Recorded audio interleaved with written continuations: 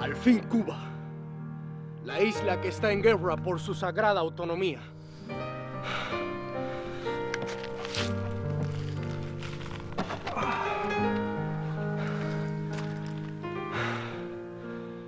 En las guerras no se compra la victoria, se gana el precio de la vida. Eso lo sabemos muy bien los soldados de la Unión. Por eso cuando me alisté respondí, yo soy de allí, donde se muere.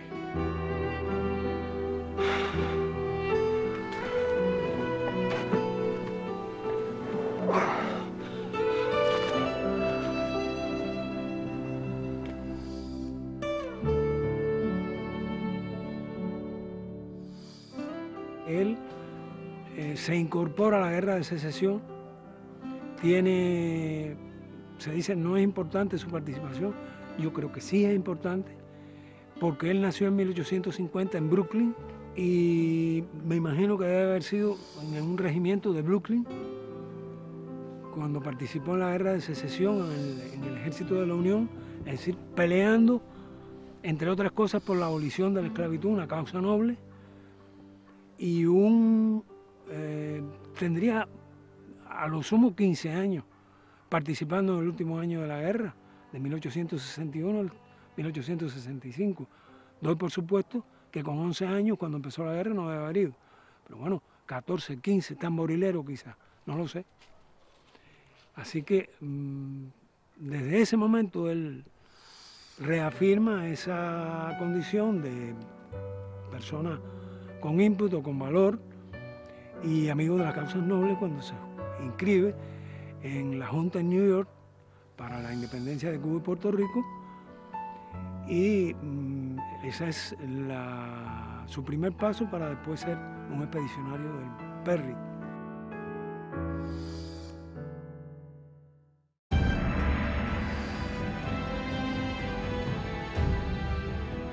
Cuando salen de la península del Ramón, los expedicionarios tienen además varios encuentros con los españoles que los están persiguiendo, y en un lugar conocido como Las Calabazas existe un combate en el cual Henry Reef y unos compañeros caen prisioneros.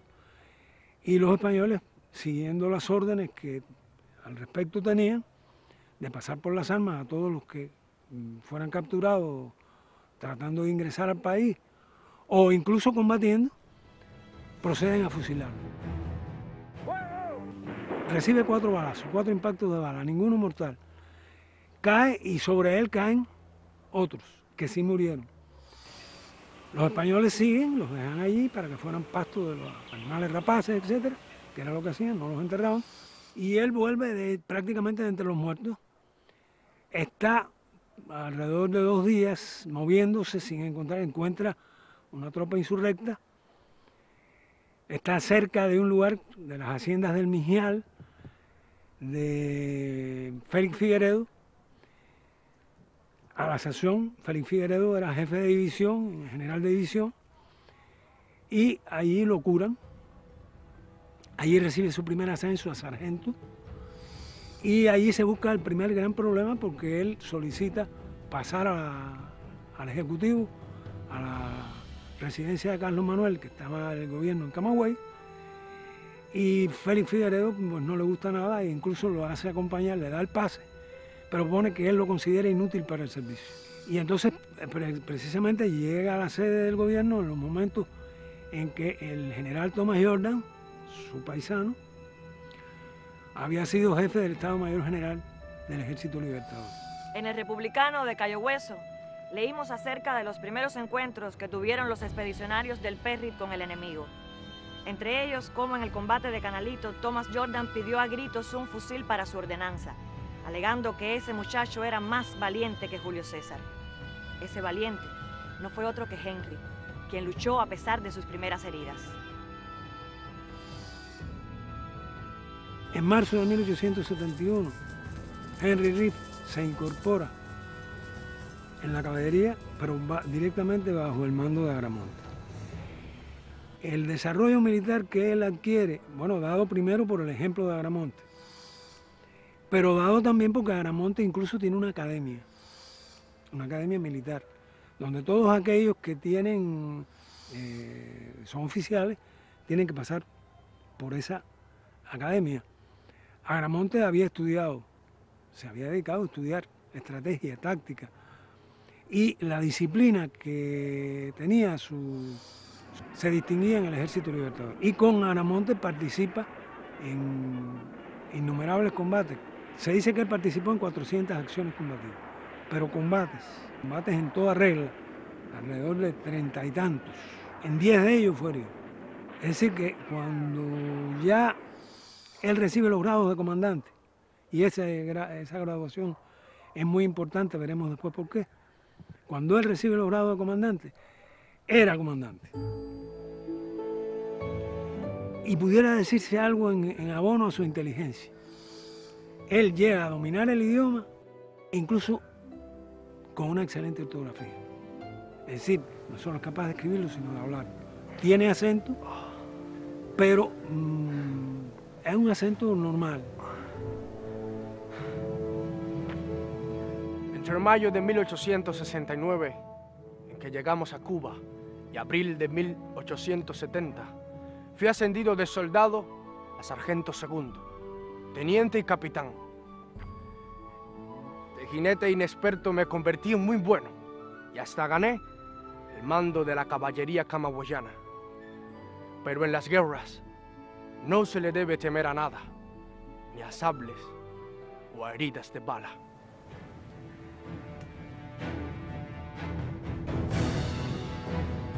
Uno de los hechos de armas más significativos que ocurren en la Guerra de los 10 años es el rescate del brigadier Julio Sanguilí. Sanguilí solamente tenía una muda de ropa, fue a un rancho a que le lavaran la ropa, estaba en calzoncillos como se usaban entonces, desde el cuello hasta los pies, y es sorprendido por una tropa española. Sanguilí estaba con su ayudante, el capitán Palomino. Palomino lo carga, él ya Sanguilí estaba semi-inválido, tenía la pierna derecha inutilizada, tenía que montar a caballo con un aparato ortopédico, si no se caía del caballo. Además tenía que montarlo en el caballo y amarrarlo al caballo a la montura para poder...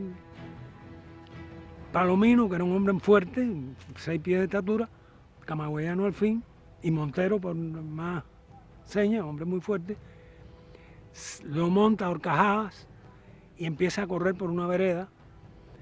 Sanguilí sabe que los van a coger a los dos y hay un gajo de una guásima que atravesaba la vereda, él se aguanta, Palomino se cae y le dice sigue y avisa al mayor. Palomino llega al campamento de Agramonte, le dice lo que ha pasado, los demás historias. Agramonte manda a formar la fuerza, escoge 35. ¿Por qué 35? Porque escogió los que mejores caballos tenían. Él le da una orden a Riff que asuma la vanguardia, la punta de vanguardia, y le dice, cuando avista al enemigo, me informa y carga.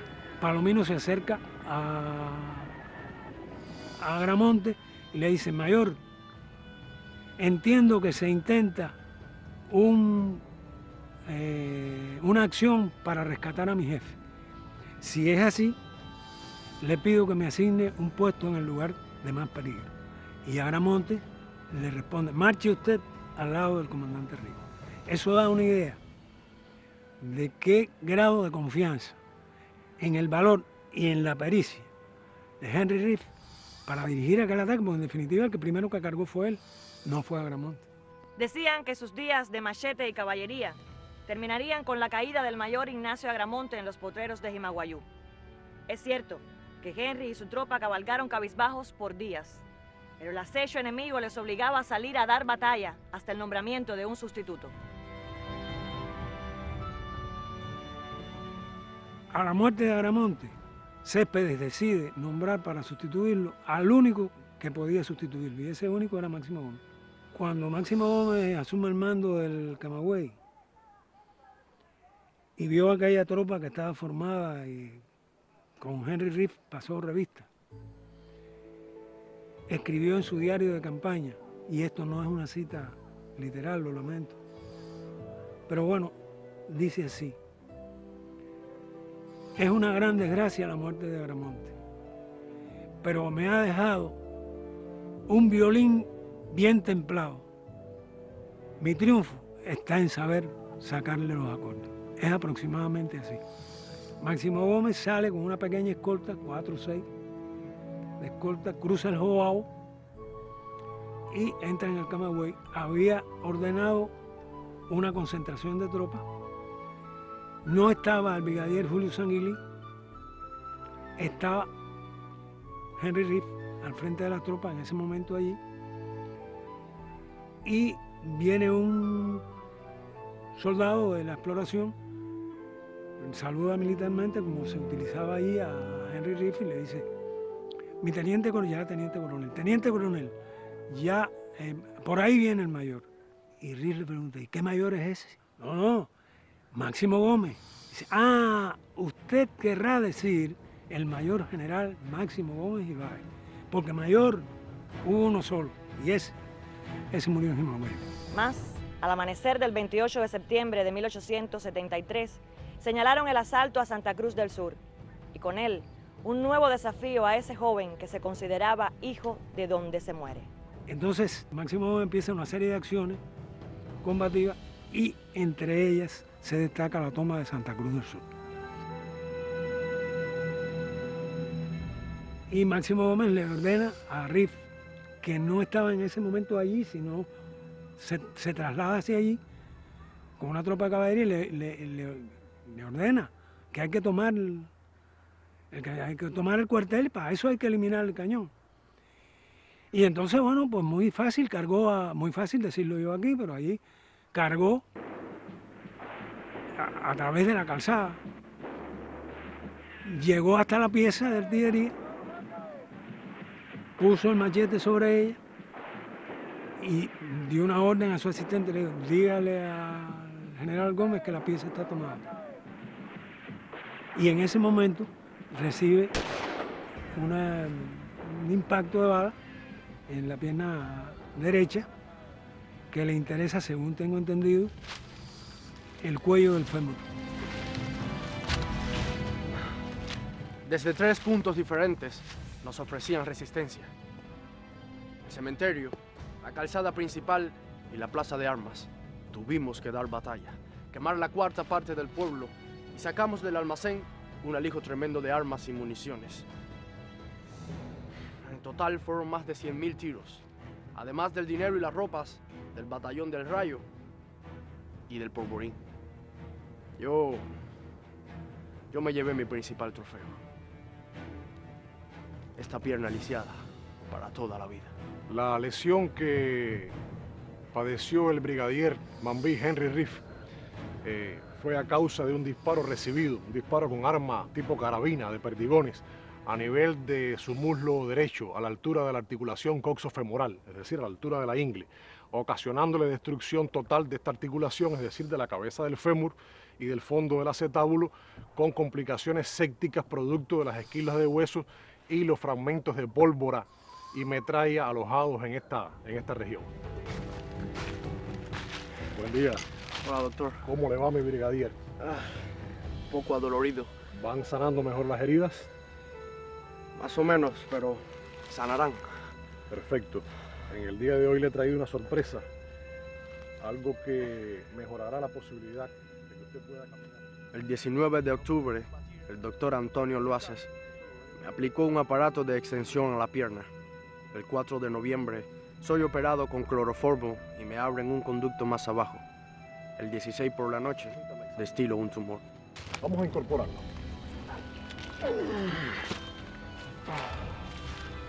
Un momento. Muy bien, tómese su tiempo. Ok. Adelante. Se requería de un gran valor para tolerar semejante intervención quirúrgica, pues el paciente salía y entraba frecuentemente a la anestesia mientras ésta hacía su efecto o cesaba su acción. Por lo tanto, requería de más de una dosis de cloroformo durante toda la cirugía. Posterior a la cirugía, la sepsis se apoderó de la pierna del brigadier Riff, produciendo una osteomielitis grave con destrucción de casi todo el hueso femoral, siendo necesario incidirlo o tunelizar la región para provocar la salida de los abscesos encapsulados, que no son más que una mezcla de sangre coagulada antigua y pus, característicos de este tipo de lesión. Sin embargo, dada la época histórica en que vivió el brigadier y las pésimas condiciones de asistencia médica de campaña, su pierna se complicó, confinándolo a tener que cabalgar, gracias a su valor, a su heroísmo, atado a su caballo mediante este artificio ortopédico. Eso me causa un poco de pena.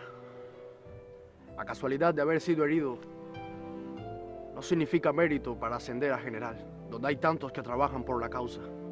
Además, yo no fui a que me hiriera. Estamos a mitad de junio de 1874. Si en 9 meses esta herida no ha sanado, ya lo hará en combate. Doctor, comunique usted al cuartel general de que estoy listo para el servicio activo. Riff queda como jefe de la Fuerza del Ejército Libertador en Camagüey. Pero 2 meses, 3 meses después, solicita pase a las villas para participar en la invasión.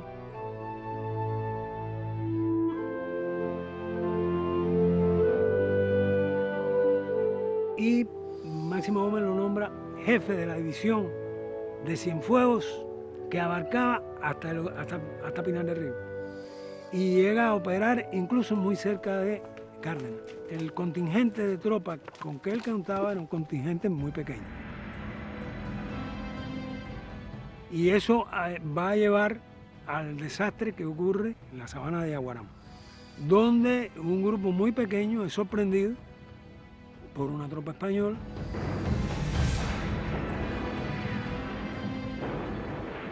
Comienza el combate, le matan el caballo por supuesto se cae sobre la pierna derecha, según he podido leer. Él además está con un correaje cogido de la montura, le ordena a los que tratan de mantenerse al lado, tratando de rescatarlo, mueren, le ordena que se retire y él se queda y combate hasta que le queda una bala. Cuando le queda una bala, tiene un revólver calibre 44.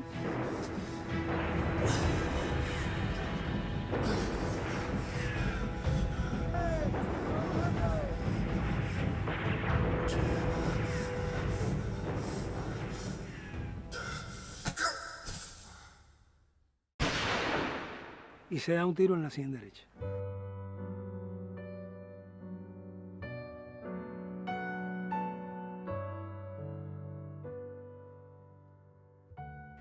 Y que tiene importancia porque se dice que fue rematado a machetazo. No, necesariamente estaba muerto, un tiro con una bala calibre 44 en el cerebro, por donde la bala irrumpió, salió de la caja craneana. La abertura tiene que haber sido enorme.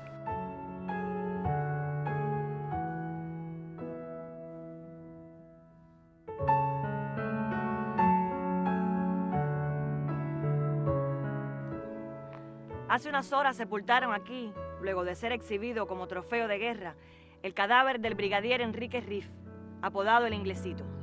Sin embargo, nadie del pueblo ha podido entrar a este camposanto general de Reina. Unos dicen que lo enterrarían extramuros por su condición de revolucionario.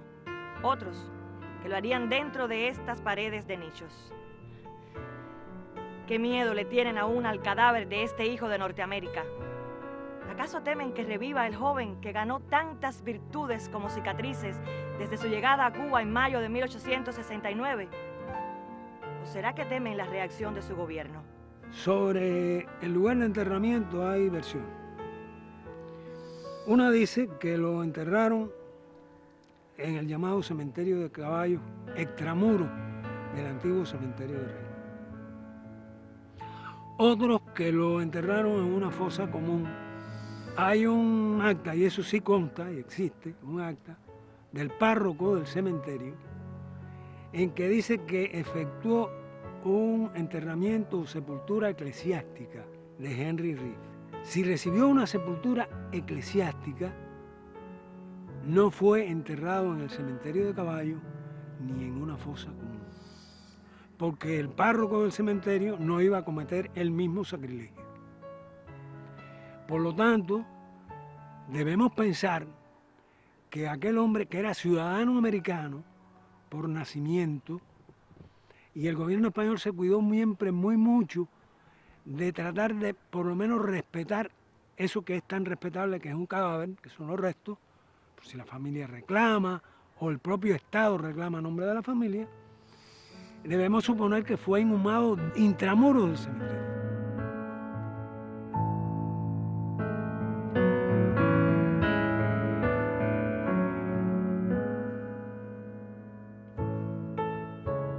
Yo tengo una idea que es compartida con Florentino Morales. A la derecha, cuando usted entra al cementerio de Reina, si usted dobla al flanco derecho del cementerio, donde hace una esquina de ángulo de 45 grados para seguir hacia el fondo, hay varios nichos que tienen fechas coincidentes, incluso de militares españoles muertos, coincidentes con el año, incluso meses, en que fue muerto Henry Riff. Y curiosamente hay varios nichos que no tienen lápida.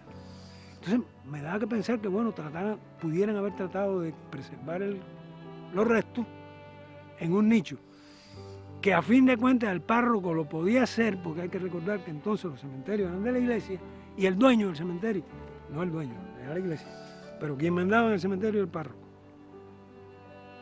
Y si él decidía coger un nicho para enterrarlo, podía hacer. Así que estamos en presencia de una incógnita que si algún día se abre un nicho y aparece la prótesis, es indubitable la prueba. Pero si no aparece y falta un pedazo del cuello a la unión del fémur, también es una prueba indubitable. Muchos que ocultaron la fosa por espanto a que el pueblo la encontrase. Pero ya es tarde, León de Castilla, muy tarde, porque la imagen aterradora que nos mostraste del brigadier Marechito, con el rostro impávido, atizado por el tiro en las sienes y el machetazo de Gracia, solo permitieron que nos imaginásemos saliendo de su pecho el sable fraterno que empuñó para defender a Cuba. A la carga eterna, valiente Henry Riff.